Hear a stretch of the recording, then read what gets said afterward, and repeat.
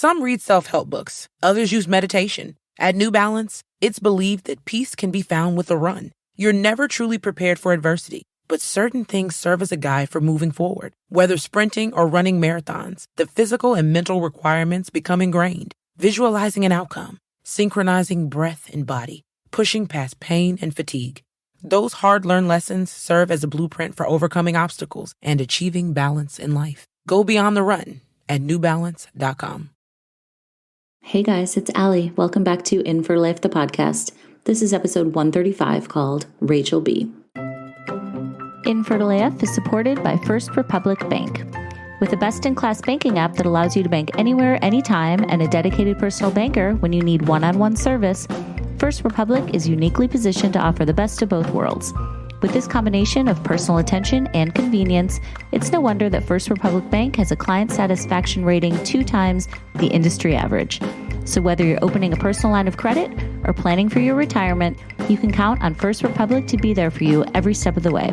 Visit firstrepublic.com today to learn more. That's firstrepublic.com. Member FDIC, Equal Housing Lender. Today's episode is brought to you by Family, the first and only 50-state fertility telehealth company with at-home hormone labs, one-to-one online clinical visits, and female and male treatment and medications sent straight to your front door. With upwards of 60% of infertility caused by hormonal imbalances, male factor, and the always frustrating unexplained infertility, Family is helping women and couples find real answers, rebalance their bodies, and get pregnant before resorting to more costly, invasive, and emotionally draining procedures. Founded in 2020, following one woman's own rocky journey to conceive, Family's innovative online solution delivers the care you deserve with the convenience and comfort of your own home. The truth is, your fertility deserves personalized care, and in a few simple steps, you are on your way to a treatment as unique as your own journey from the passionate fertility doctors at Family. If you've been trying to conceive without a pregnancy for months or years, if you're considering IVF or you've had IVF without success, if you've been diagnosed with unexplained infertility or PCOS, or if you've had recurrent miscarriages, definitely check out Family. You can get started today by heading over to family.com/getthekit. That's spelled FAMLEE.com/getthekit and use code FertilityRally25 at checkout for 25% off. Again, it's family.com/getthekit and use code FertilityRally25 for 25% off. Thanks, Family. All right, guys, I'm so excited for you to listen to my conversation with Rachel today. She's such an amazing woman, and we cover so many different things when we talk about her fertility journey. So some of the things we're going to talk about are her Asherman Syndrome, her missed miscarriage, and why we both feel like that is such an insufficient term, her placenta previa, which I had as well, what happened when her uterus wasn't working properly, and then what happened when they decided to do IVF right in March 2020 as the world was shutting down. So later in her journey, she also talks about surrogacy and what happened when she worked with a donor concierge to help find a surrogate and where she is now. So there is a crazy twist at the end of this story. Definitely listen to the whole thing. She's such an incredible woman. She's been through so much. And like all of my guests, she wanted to share this with you guys so that you felt less alone if you're going through any of it. So thank you, Rachel. Thank you guys for listening. And without further ado, this is Rachel's infertility story.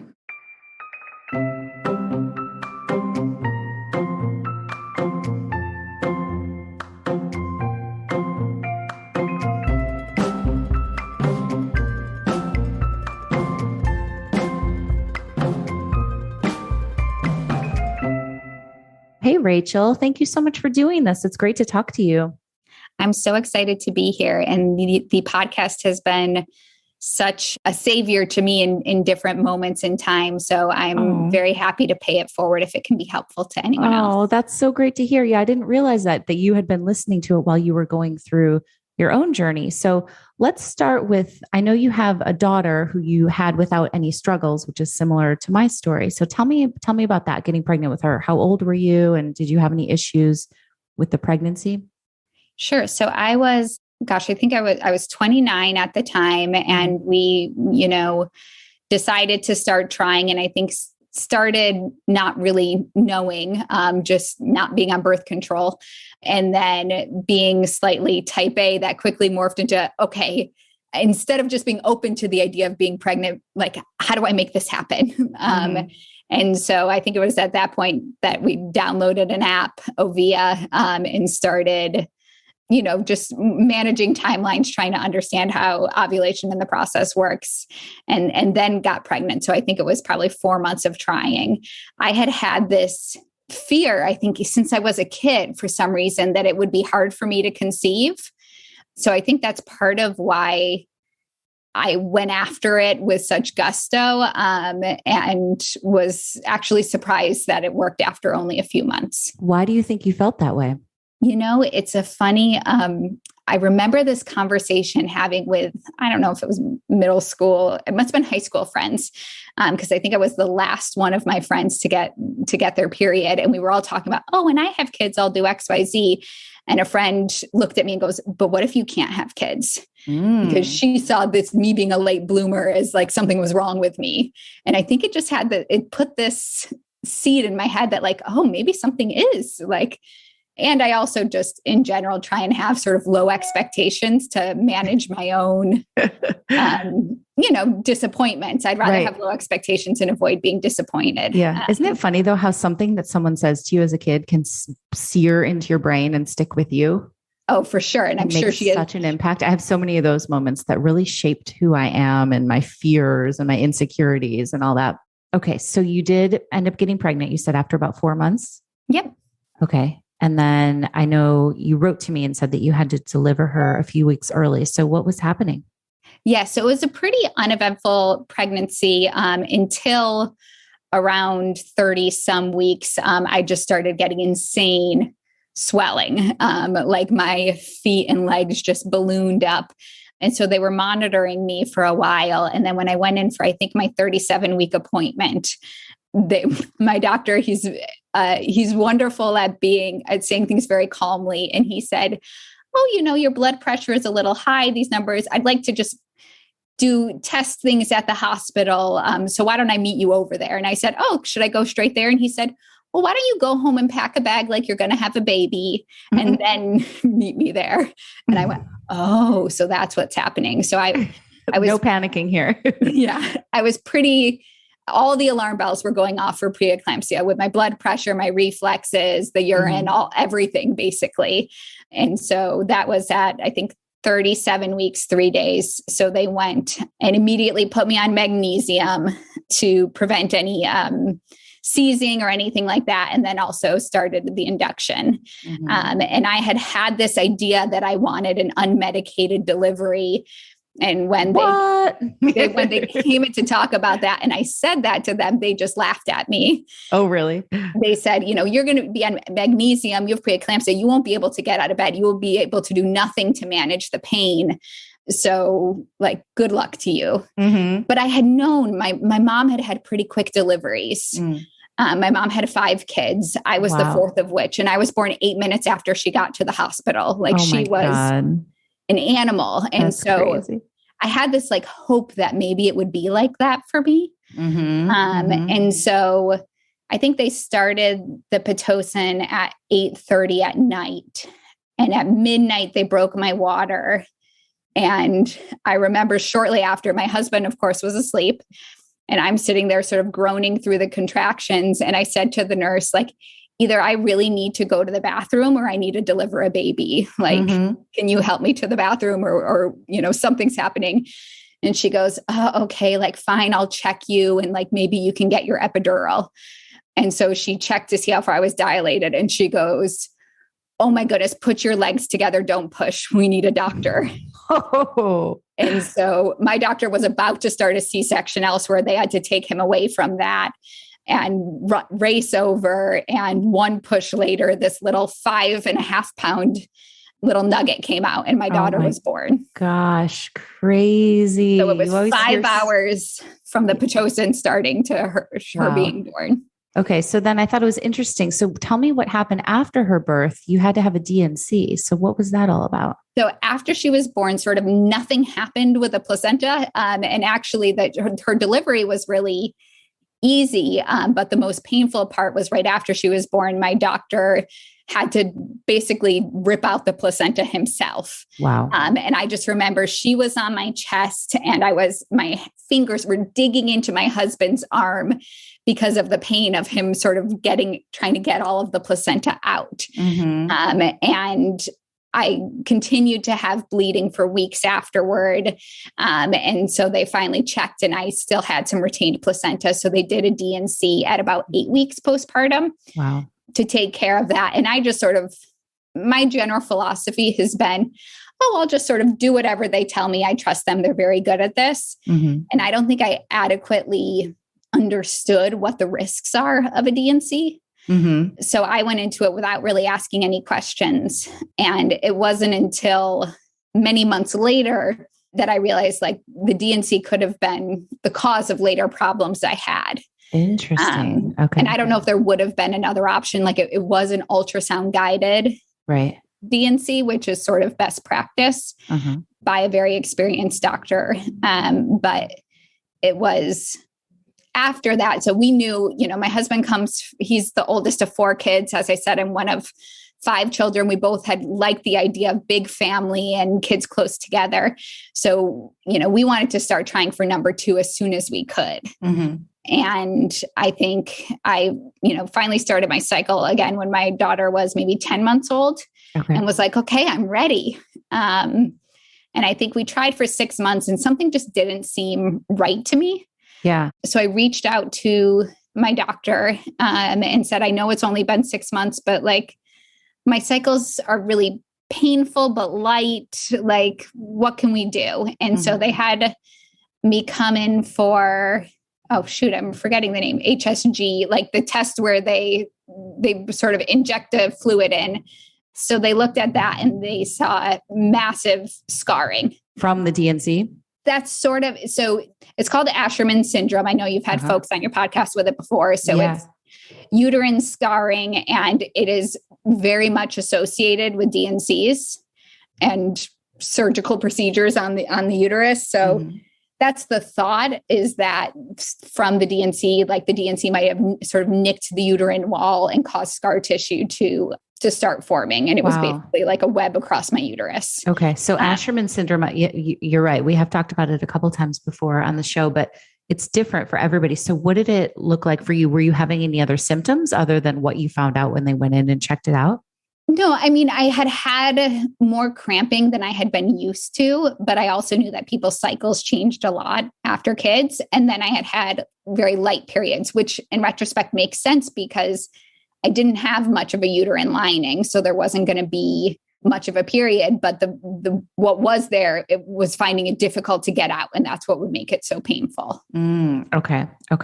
So then you had to have surgery to help with the Ashermans, correct? Yes, I had to have surgery. So at that point I was referred to a specialist who specializes in those guided surgeries. And, he's very good at it. And so he cleared the scar tissue. And it was at that point, my doctor said to me too, he said, when I was getting the placenta out, it felt like it was really deep in the uterine wall, that you might have had a placenta accreta, in which even without the D&C, a placenta accreta could be enough to give you Asherman's as well, because obviously that's sort of disturbing the uterine cavity too. Did you think that you were going to have problems when after the surgery, or did you think that would fix everything and you'd get pregnant pretty easily? I mean, I tried to keep my expectations low. Okay. I like that method. But they said, everything looks clear. And so what they did after the surgery too, is they inserted what's called a Foley catheter, basically a balloon in the uterus to keep the uterine walls apart so that scar tissue doesn't form. And then also put me on estrogen, which encourages the uterine wall to grow. So after doing that and getting a normal cycle, I thought like, great, we're good to go. And so we did that and then started trying again. And I think we were trying maybe 6 months, and I was feeling eager at this point. My daughter was getting older, and I had this thing in my head that I wanted my kids to be less than 3 years apart. Because that's when birth order sort of restarts or something. And so we were approaching that, and I was feeling like I needed to get a second opinion or see someone else. And it was, I think, a few days before I had that second opinion appointment scheduled when I found out I was pregnant. Okay. So that was probably 6 or 7 months after the surgery. Okay. So how did that feel to see that? Did you take a test, or how did you find out? Yes, took a test at home. I mean, I am a champion pregnancy test taker. Despite having low expectations, I guess I'm also eternally optimistic, and convinced myself. But I've convinced myself many months, like, definitely, it could totally be possible. So I usually stop after the one test, but it was really exciting, and called the doctors right away, went in because of my history. They wanted me to do an early ultrasound at 6 or 7 weeks. And we started telling friends because they knew we had been going through the process. And what was funny is I told a friend, and I think my mom, I said, I know this is crazy to say, but I think it's twins. And they were like, very interesting, Rachel. You're not really a intuitive person like that, but sure. And when we went in for that 6 or 7 week ultrasound, sure enough, they said there's 2 sacs there. One, we don't see anything in, and one, the heartbeat is low. So you should prepare yourself. You have about a 25%. At that point, I think they said there was a 25% chance of the pregnancy not being viable and to come back in a week. It's so devastating to hear those words. And then you have to wait for a week, and you're like, what do I do for the next week? How do I go on and live? I'm actually so grateful for it though, because it gave us time to adjust to the idea without it being a certainty. It was preparing myself. Okay, I may experience a loss, rather than, okay, the loss has happened. Interesting. Okay. That's a good way of looking at it. Yeah. So I felt like that gave us we could go through the emotional exercise saying, okay, if that's how we're going to feel, what will that be like? And what will we do? And what will we, so we got to go through it theoretically and prepare ourselves so that when we did go back a week later, and when we went back a week later, they saw the second embryo in the second sac, but neither had a heartbeat at that point. But we were prepared. We were ready. Yeah. I just feel like sometimes that limbo period is so hard, but I think that's a good approach to take, what you did. Yes. And I've had other limbo periods that actually, I would say what followed after was in some ways much harder for me because it was a miscarriage. So my body didn't recognize it. And they encouraged me to wait a few days to let my body recognize it and see if it would sort of pass naturally. And that to me was a very difficult time because there's no terminology even. Like I was like, am I having a miscarriage? Did I have a miscarriage? Am I pregnant? Like what is this? And the terminology is so insufficient. I agree. I feel like a miscarriage is it really diminishes the loss. Yes. It also makes it seem like you made an error of some sort. Right. Like it puts the onus on you, exactly. Or your body did something wrong. I agree. Yeah. I found that to be a really difficult time. And I think if there was better language around it, I even think that would have provided comfort because then you could say, oh, this is what I'm going through, because I didn't even want to tell people about it because it just felt so dire to say, like, I'm having a miscarriage. Like, I wish I wanted it to be over so I could tell them about it after the fact. Right. Interesting. And so I was just waiting for that. And after a few days, I was like, okay, I'm done. Like, we want to keep moving on. And so that's when they prescribed meds to induce the miscarriage, which worked partially. And so then I did a second round of the meds, which didn't work at all. Oh gosh. So the way that you could tell it was working or not, like the levels weren't going down to 0. Is that how they gauged it? No, so I passed the sacs, but didn't pass any placenta tissue. Okay. And they had me go in for an ultrasound and saw that there was still placenta tissue there. Gotcha. And so then they scheduled another surgery, but they said instead of no more DNCs, they were going to do all the sort of higher skill, more specific specialist type of surgery. And so they cleared everything out that way. And so did that and was feeling like very much didn't know what was going to happen. Could this go either way? Is this the start of a new difficult period? Or are we going to be able to just sort of bounce back? And ended up getting pregnant a few months later in November. Just naturally? Just naturally. And they said that can, I hear that can be more common immediately following a miscarriage. So got pregnant naturally. it doesn't feel very natural after all the surgeries, but right. Of course. That's another, speaking of terms, I feel like we just need to rewrite because naturally makes it seem like there's no issues or something. There's something unnatural. Yeah, exactly. Without further aid, got pregnant with my son, who was born in August 2018. Okay. And that pregnancy featured placenta previa. So no preeclampsia this time. Right. I had that as well. Placenta previa, which I didn't know anything about it. I'd never heard of it before. No. And they, what they told me, they checked, I had so many ultrasounds, just seeing if it would move, because having had a relatively easy delivery the first time, I didn't want a C-section. But when you have placenta previa, right. So we should tell people who might not know, who are listening, it means when your placenta is blocking your cervix, right? So when the time for the baby to be born, there's nowhere for the baby to go. Correct. And so you can risk hemorrhaging or risk to the baby. And the mom. I remember I've said this before, but when I asked my doctor, so what would happen, like worst case scenario? And she's like, oh, both mother and baby will die. And I was like, oh, okay. Yeah. Let's do that C-section. Yeah. My doctor is very frank. I remember when I was in the hospital with my first and on magnesium. And of course, my husband was looking up the safety profile of magnesium for babies. And he, was asking the doctor oh, I saw this was recently changed from a class B to class C. Is that safe for the baby? And the doctor said, well, if you don't want your wife and child to die, then it's the best choice. Oh my God. And my husband was like, okay, I'll be quiet. Yes, now. let's do that. Yeah. Oh my gosh. So the previous stayed and didn't move and you did have the C-section? The previous stayed. I think at the end, it was actually pretty marginal. But my doctor was also worried about a repeat accreta. So I think he just was nervous about me, particularly knowing that I might have a fast delivery. He was worried about me having an accreta and not being in the hospital setting or something like that.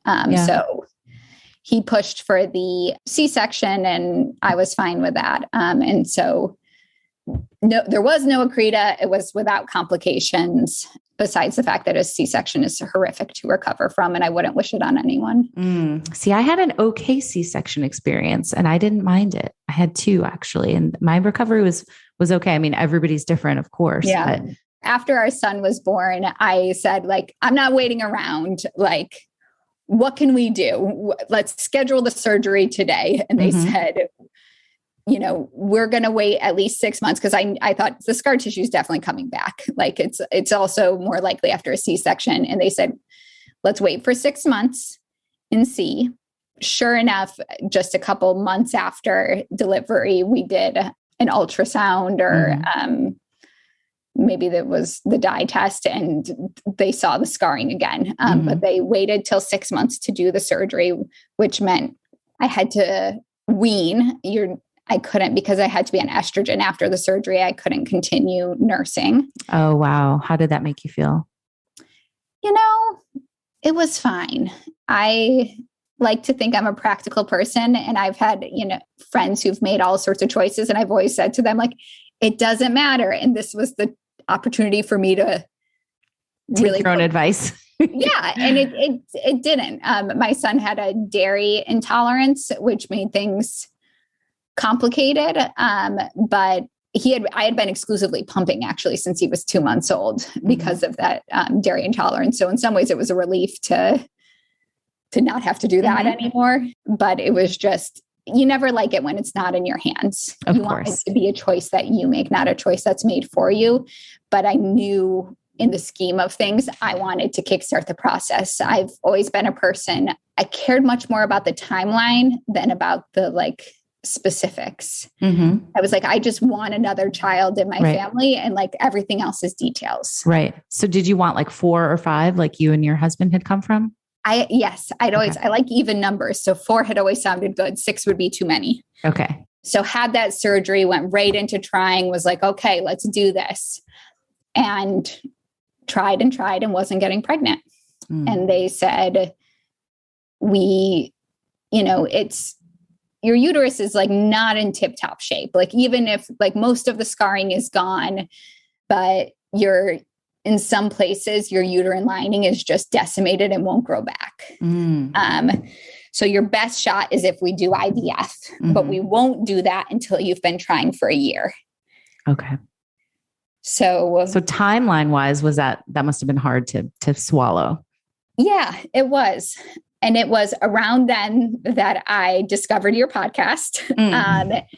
And I was like, well, what are the other options? Like, what else could we be doing? Like, should we, they're telling me the chances are low no matter what. Should we be considering surrogacy? Should we be considering adoption? Like, I'm open to anything. And it was so helpful to hear people's stories and to understand the different trade-offs and options. And that to me was a great comfort, just to know that there were options. Good. I'm so glad. Yeah. And so I think, we said, okay, we'll wait. Like I can wait this amount of time. I committed to no more than that.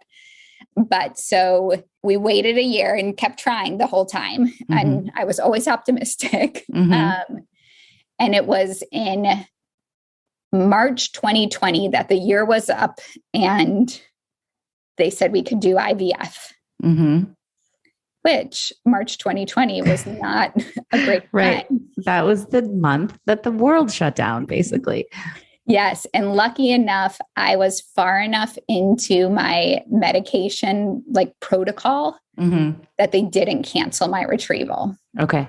Whereas people who started a week or 2 after me just had their whole cycle canceled. Oh, wow. Okay. Yeah. And so we were feeling very grateful. And it was very surreal going into, being the only person going into the hospital during that time. Right. But did your husband get to go with you, or because of the pandemic, did you have to go by yourself? It was like for the retrieval, he got to go, but by the time they did the implantation, the transfer, he couldn't go. Okay. Got it. So how many were retrieved and how many embryos? Did you have them tested? All that stuff. Oh, this is a great question. This is, I think, something like they retrieved, and I'm probably going to get these numbers wrong, but order of magnitude, it was like retrieved 19 and maybe 15 were fertilized. I had some frustration with our doctor, who he performed all of my surgeries and also did IVF. But the reason I went to him is because he's excellent at the surgical piece of it, which is really important. And I felt like his bedside manner and some of the counsel he gave us outside of the surgery pieces were not the greatest. And I've always encouraged friends going through this process, like, you have to feel really great about your doctor. 100%. And so many people I've heard, they switch doctors and all of a sudden something clicked. Right. And I feel like I didn't take my own advice here, but for good reason, because the surgical piece felt like it was what was most important. Yeah. But when I had asked about, should we be doing like embryo testing or what, this was way back when, long before we started the process, he said, no, if you do that, you lose 2/3 of them. It's not really worth it.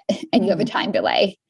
And we just never discussed it again. And when they retrieved them and I said, okay, I think we'd like to test them, they were like, no, the time has passed for that. You declined. Oh, wow. And I just felt like, well, I didn't know I was declining. I never got the choice. Like, right. Ooh, yeah. And that didn't feel like, I regretted that piece of it.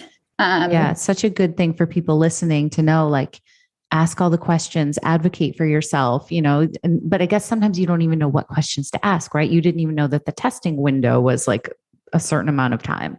Right. I thought you could decide that day, Sure. which in retrospect was probably silly.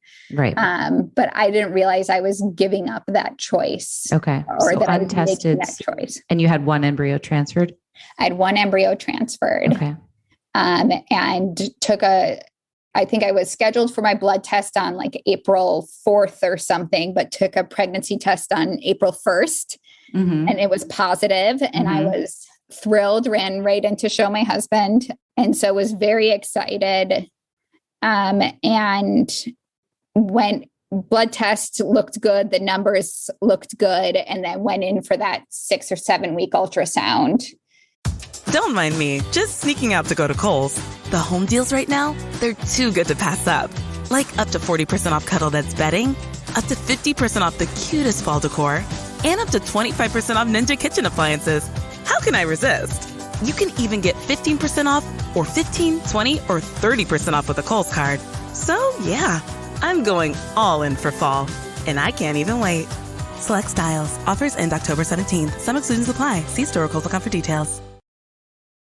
And basically got very similar news to the previous early ultrasound where they said, it's not looking good. You need to come back in a week. Oh, God. So sorry. I know everyone handles miscarriage in different ways, and you have to view it in whatever way helps you deal with it. For me, that was never going to be our baby. There was nothing anyone did. That wasn't going to be it. The circumstances, whatever it was, wasn't right. And I know for some people, they like feeling like they have babies in heaven or wherever else. But to me, those losses, they were never going to be children. And so the mourning is for the idea I had built up in my head when I had started thinking, oh, and then the due date will be here and it'll be in the same grade as my friend's baby. Right. It's that the future you start imagining, that's what you mourn. But it's helpful to remind myself that was not a reality. It was an idea, and it's okay to mourn that idea that I had. 100%. Yeah. But I didn't feel like I was mourning an actual child. And that to me is helpful. Yeah. Interesting. From a coping perspective. So I felt like I was pretty even keeled about it, and just like, okay, what's next? And I had said to my husband, I was like, okay, like, what are we going to do? What's the plan? How many more times are we going to do this before we switch gears? And he said like, oh, let's maybe like 3 more times. Oh, wow. Did you have coverage, insurance coverage? Yes. Massachusetts is wonderful. Okay. For that. So it would, the night we felt like it wasn't a financial trade-off there. But when he said 3 more times, I went, oh my goodness. Right. Well, you've already been through so much with your surgeries and the births and all that. Yeah. I just wanted the outcome. And I think, and this time around it was a lot harder because it was another miscarriage. We knew it wasn't a viable pregnancy, but they couldn't get operating rooms. And so they said, just wait for it to pass naturally. And it wasn't. Oh, wow. Were you in pain or like bleeding a lot at home? No, I was still having pregnancy symptoms, which that's the real insult of miscarriage. I mean, there's lots of insulting things, but adding insult to injury is the fact that you can continue to have those first trimester symptoms. Yeah. And you have nothing to show for it. Completely. Good point. So I was still in that like in between place. And even for that, you're like, wait, is my immune system still compromised? Like, can I have sushi? It's just a weird time. So I think I had to wait 2 or 3 weeks before they called and said, oh, we have an operating room available tomorrow. Like, can you come in? That was my 5th one, I think, by that point. And the recoveries had all been pretty easy for me. I went like right back to just living life, doing things. And so I went right back to like working out and doing things. And having had pretty minimal bleeding after the prior ones, this one, after a few days, I think I like rode the Peloton, and then like I started having heavier bleeding, which was a little abnormal. And I asked call the doctor's line about it, and their feedback is so unhelpful, where they're like, if you're going through a giant pad an hour, like that's bad, but anything less than that is fine. Which is just very non-specific. Right. You're like, what's a giant pad? Like, yeah. And what's like, what about clotting and that sort of thing? Right. And then it was a week after the surgery, I was doing a like video Pilates workout. And all of a sudden just felt a huge gush. Oh God. And I looked down and the instructor's like, are you okay? And I'm like, no, I am not. and shut my computer. And I was just bleeding everywhere. Oh no. And I called to my husband and scary. Said, yes. And I said, get me a towel. And he like just looks in wide-eyed, and I'm like, just get me a towel. It's fine. And sort of sent him away. But then every time I moved, it would just felt like another flood. And I was like, pretty quickly was like, this is not okay. So called him back and said like, something is wrong here. We started calling my OBGYN. We started calling the fertility clinic, trying to get anyone to talk to us about it. Finally got a hold of someone, and they said, it sounds like you need to go to the hospital. Oh, wow. And so we called an ambulance. My son was napping. My daughter was awake. We had the babysitter there. We asked her to take her on a walk away from the house. So she wouldn't be there. And I was, I felt fine. Like I didn't feel faint. I didn't feel any problem. So I was saying to my husband, okay, you need to pack this bag I wouldn't move. So you need to pack this bag, make sure to get my iPhone charger here, this extra set of clothes, and was giving him instructions until the EMTs showed up. And they showed up. We're like, yeah, we need to take you to the ER. And got something to carry me out of my house.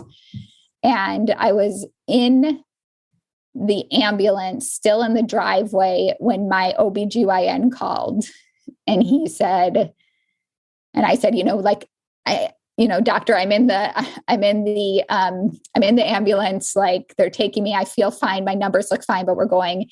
And he said, Rachel, this organ, your uterus, is not serving you well. And I don't think you should ask any more of it.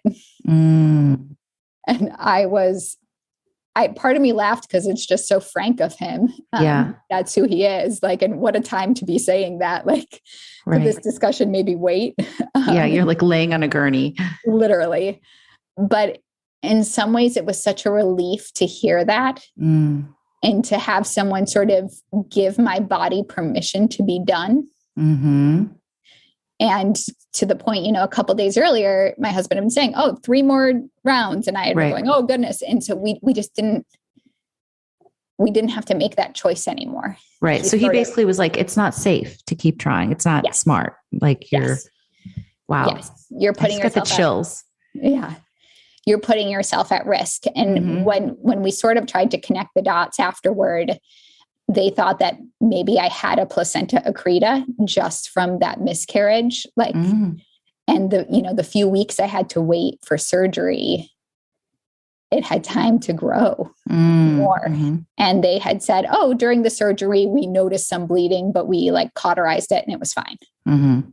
But I think the working out just increased blood flow enough. Dislodge a really big clot and cause the hemorrhaging. Wow. So it ended up, that was one, like no one could come to the hospital with me. But I wasn't there long and stabilized, had some, like golf ball sized clots, but then was fine. And my numbers looked fine and they sent me home, but it was thank God you got good medical treatment, Yes. I'm grateful for that. But it was scary. It was the first time, like all of these surgeries and things, I've always felt fine and sort of bounced back and been like, it's whatever, I can do anything. And this was the first time where I realized like, oh crap, this is a real there are real risks. Right.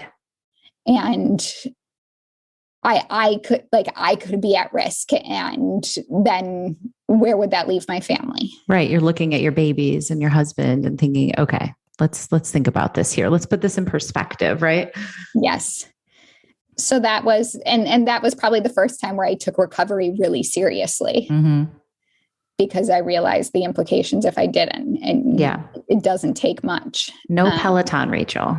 We all love Cody Rigsby, but you have to take a break. I have not Peloton since. Really? No, I think maybe twice. I stick to the weights classes. Okay. I'm pretty gun shy. I'm also terrible at cardio, so it's a great excuse. But you still wanted more kids, right? I mean, but you're like, okay, but we know there's other methods. So what happened next? Yes. So that opened up like a very big conversation between us, because there's lots of pros and cons to lots of different methods. I mean, it was basically adoption and surrogacy. And I have always had, like, what I care is being a mom and having these kids in my family and having them have each other. I'm not overly sentimental about that it needs to be my genes or that I need to be the one who's pregnant. That just, like, it's never been important to me. Right. So did you have embryos left from your retrieval, your past retrieval? Did. We had 12 left at that point. 12 embryos? Yes. Wow. Okay. But they were untested. Gotcha. So my husband pointed out, he's like, well, we have these embryos. We just went through these process and we have these. It feels like we should use them. And at that point, I was sort of just like emotionally at my limit, where I was like, I just can't take more uncertainty in my life. And like, sure, that makes sense. And there's more control in the process of surrogacy versus adoption. So like, great, let's do it. Like I was just ready to move forward. And so we pretty quickly decided to go down the surrogacy route. Okay. And we had a friend who had used a surrogate and who actually worked for a couple different surrogacy agencies following her experience, having had such a good one. And so we called her and she talked us through what the process could look like and pros and cons. And that was such a helpful step. And it's now been nice to, now that I'm sort of on the other side, I've been able to be that person for a couple people. Right. Yeah, talk absolutely. them through the process. And I think that is such a valuable step to just hear firsthand how it works. What were some of the things, was there anything you were surprised by that you didn't know when it comes to like a surrogacy journey?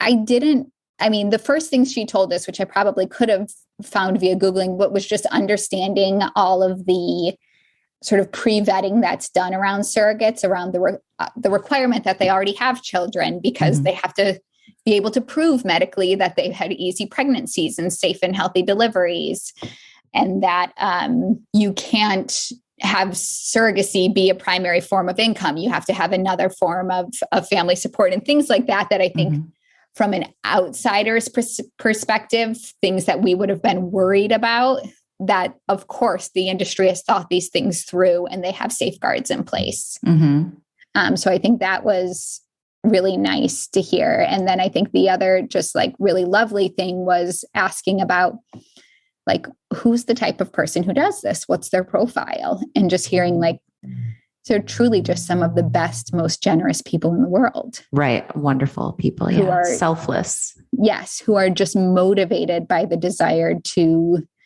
give and to bless others. And that was really powerful and beautiful to learn. Okay. So how long before you found a surrogate? So it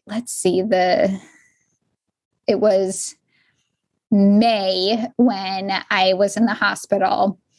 And then we actually worked with a company called Donor Concierge. Oh, yes. I just did an interview with them. They were wonderful. We knew after talking to our friend and having her talk through, okay, these were what her criteria were. This is what people think about.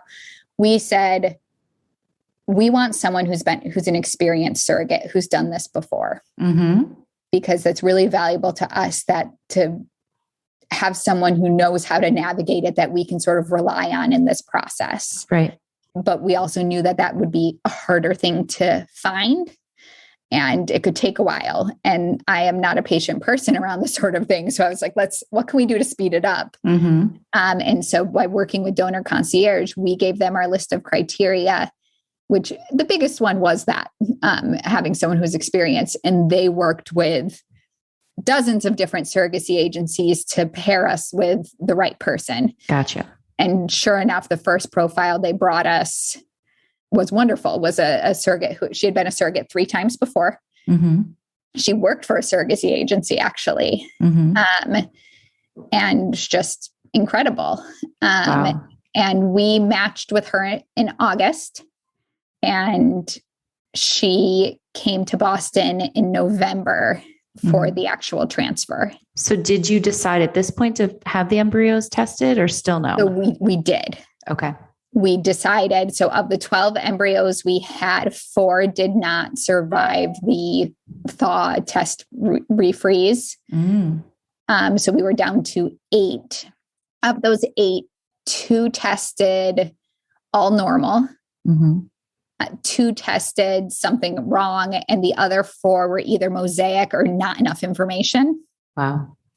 Which made me understand why the doctor had said, like, you end up with those no information ones that, like, you don't really know what to do with. Like, they actually might be perfectly okay. We felt like the numbers were on our side because we had 12. But I just wish we would have done it in the first place. And so 2 healthy for all intents and purposes, right? Is what you were. Okay. So that's good. We wanted, I wouldn't have been happy if we would have transferred one of the other ones and had it not work out and had to do another transfer cycle. So I'm so glad we did that. Right.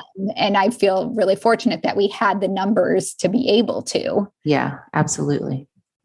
So we transferred one of the healthy ones in around Thanksgiving, and our surrogate got pregnant on the first. She had a wonderful track record of getting pregnant the first time. Wow. And it was all still weird though, because it's still in the middle of COVID. And so I think when she first came for the medical screening, she came twice, once for a screening and then once for the actual transfer.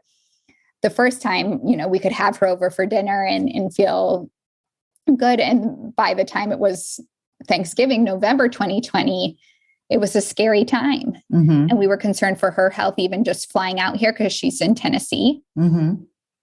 And we were, we met outside on a really cold day with our kids to be able to spend time together. And we explained to our kids who she was. Oh, wow. How'd you explain it? We said that we want to have more children in our family, but mommy's belly is not working for it. And so she has agreed to help us. And so she will carry your brother, our baby, in her belly. Oh. And the first time I told my then 5-year-old was like, it was right before bedtime. It was a terrible idea. She's like, what? Mind blown. Started bawling and she's like, but I want it in your belly. And I was like, me too, girl. Like, thanks. But very quickly warmed up to the idea. And we wanted them to know who she was. And we posed it as she's going to try. Like, the doctors will see if it will work. Nothing's a guarantee. The doctors will see. And that's how we referred to it all throughout the first trimester, is like, we're going to see if it's going to work. It's because we didn't want to make any promises and have them, have that experience, that loss, if they didn't have to, if something went wrong. But when she got through that first trimester, we told our kids and we told our daughter and said, it worked and you're going to have a baby brother. And she just started running around telling the extended family, it worked. And they're going, it worked. So, she had a relatively easy, uneventful pregnancy. Thank God. We didn't travel out for any ultrasounds. which on the one hand was hard. On the other hand, with COVID. Right. You don't want to take any risks or put her at risk or. No. And I think for me too, I was so fortunate to be able to be pregnant 2 times and to experience those things. And I've loved being pregnant and find it very meaningful, but I'm not overly sentimental as a person. Mm-hmm. So, it felt okay. And so, she really wanted our surrogate had delivered by C-section, her most recent, delivery, cause it was twins and one was breech, and she really wanted a VBAC. And so, a couple of the challenges or things that came up during the surrogacy were, are we comfortable with that? Because a VBAC does present a greater risk, particularly to the baby. Another thing we navigated together was the COVID vaccine, where her doctor had said could go either way. And she said, what do you want? How do you feel? And we spoke to my regular OBGYN, and he said, my daughter's pregnant. I told her to get the vaccine, any vaccine.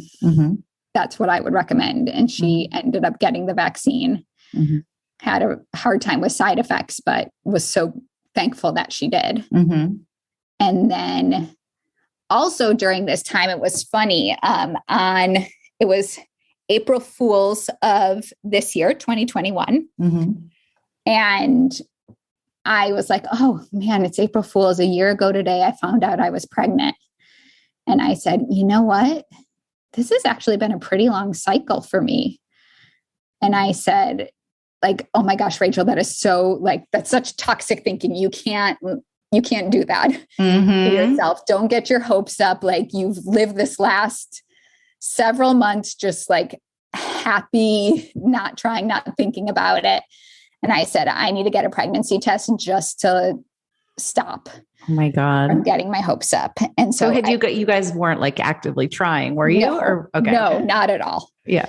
I was I'm not getting pregnant. I can do retinol. I can do all just really embracing the sushi. Exactly. All the things. And so I said, I need to just get this out of my mind. Got a pregnancy test. It's probably the first time I've ever taken a pregnancy test where I didn't just stare for the 3 minutes. I went about my day and I came back and it said I was pregnant. Oh my God. Did your jaw just hit the floor? I couldn't believe it. I yelled for my husband. I was like, come up here. And I showed it to him and he just started laughing. I like your husband. Yeah. And then I started laughing and we're like, what is happening? Right. Because the surrogate is how pregnant at this point in April? She was 20 some weeks. Oh my God. Okay. Or maybe 17 weeks. I think we ended up being 23 weeks apart. So he just started laughing. I started laughing. I called my OBGYN, left a message. 10 minminutes later, he calls back and he goes, is this an April Fool's joke? Right. And I said, only if God's playing it on you and me both. Yeah. This is happening. And so he said, let's get you in for monitoring immediately. Let's do the blood tests. Let's do all the things. And so, he said, just so you know, if anything goes wrong, we're probably going to need to do surgery right away. And you need to be prepared for a hysterectomy. Right. Yeah. Because our priority is keeping you safe. Right. And so the first trimester was ultrasounds every week and just sort of waiting and trying not to get our hopes up. But it's such a funny situation that you can't help but think through the scenarios. It's wild. Did you tell anybody? Yes. I mean, it was a really hard first trimester for me. And granted, we've kept a very tight COVID bubble the whole time. But seeing my sister and brother, I couldn't not tell them because I was just, a blob on the couch. And it was very fun to see everyone's responses because I'm sure it was a mix of just being completely flabbergasted. Right. And then also the first follow-up question being is this okay? Right. Being concerned for my health. And, I think I felt that way too. I felt scared a little, like, but also excited. And it was just it was a long period of holding my breath. Mm-hmm. And we got through the first trimester, and the doctor felt like everything's progressing normally. This feels like this could be an okay thing. We're going to keep looking, and we're really on the lookout for placenta accreta. But the biggest concern is going to be about delivery. That's the sort of, once you've made it through that first trimester, the biggest risk period is going to be delivery. Mm-hmm. And so I'm now in my third trimester. Oh my gosh. So you are currently pregnant. Due around Thanksgiving, right? Right. Due around Thanksgiving, the baby? Yes. Okay. So I'm actually due in December, but I'm pretty positive it's going to be a planned C-section. And they told me to still be expecting a hysterectomy. Okay. And what about the surrogate? So our surrogate, she was due in August. She went into labor at the very end of July. So she called us late. It was late on a Thursday night. And she said, this is happening. I have slow labors, but you need to get here to Tennessee. And it was really hard to, we were trying to get the flights and trying to arrange childcare and all of the things. And so we ended up getting there Friday afternoon. Mm-hmm. She was still in labor, which I think it's just helpful to know. So we had a room next to her. She's in labor, and we said hello, greeted, but then sort of left her be, because the last thing you want when you're laboring is to be making small talk or right. hanging out, which I didn't know what to expect going into that. But she tried really hard. After 24 hours, she was still just dilated to 8. Mm-hmm. Or 24 hours after her water broke. And because she was trying for VBAC, they couldn't do all the normal things they would do to induce. And so the doctor sort of called it and said, we need to do a C-section. Mm-hmm. And I was just so sorry for her, because I knew what that was like to want to do to avoid that. Right. And so she had a C-section. Our son was born on Saturday at 12:30 in the morning. Oh my gosh. So when was his birthday? August? July 31st. July 31st. Okay. Which our 6-year-old was very excited that he shares a birthday with Harry Potter. Oh, of course. Did you name him Harry? No. But she likes to call him that. And both of my boys were born with very full heads of very dark hair. Mm-hmm. And it was funny because I still had this fear. I was like, how do we know they never confused the embryos? And we couldn't be in the operating room. Her support person was in the operating room with her. So they did what they needed to do in there and then brought him into us where we were waiting. Mm. And they brought him in. And the first thing my husband said was, this is definitely my child. He looks identical to my husband, and he looks very much like his big brother. Oh my gosh. So you've got the little girl, the 2 boys, and you're expecting another one. Do you know the sex of the next baby? Are you finding out? Another boy. Oh my gosh. So it's so funny because I was a girl mom for 3 years, and that's always how I've sort of thought of myself. And now we're going to have, this troop full of boys. And when we told my daughter, I felt like she went through all the phases we all went through, where she goes, seriously? And we said, yes. And she goes, this is amazing. And then she slumped down to the ground and goes, this is going to be a lot of work. But she started referring to them as her army and her troopers. Oh, how cute. Very excited.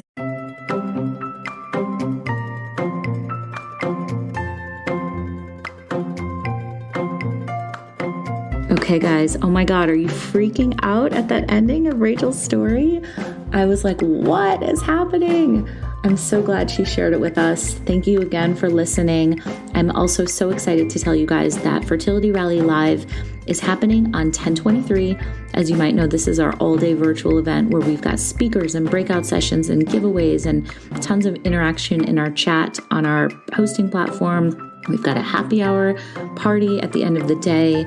It's our day to educate you guys, empower you, celebrate you because you're such fucking badasses, and you guys have all been through so much. So definitely check it out.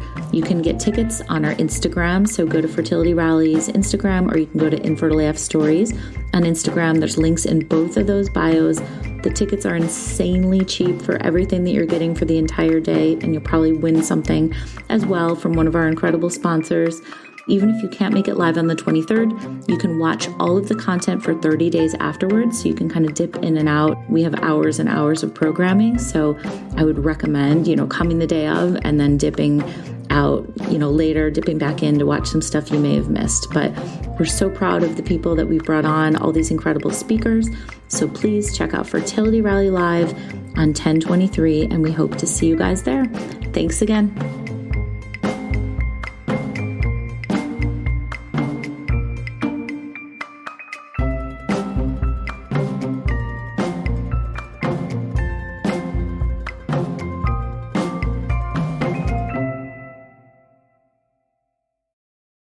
Some coffee's fast, but not fresh. Some coffee's fresh, but only after a long wait. Speedway coffee is made fresh at the push of a button, hot or iced, so you can have fresh coffee your way, right away. Find a store near you at speedway.com/locations.